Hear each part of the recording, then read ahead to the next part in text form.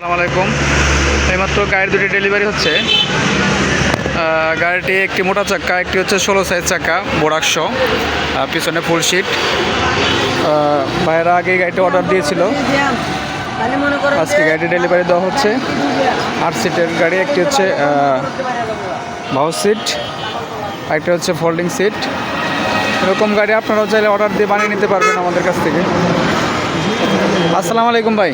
ওয়ালাইকুম সালাম ভাই। ভালো আছেন ভাই? জি আলহামদুলিল্লাহ। কোথা থেকে আসছেন? আসছি ভাই জিরানি থেকে।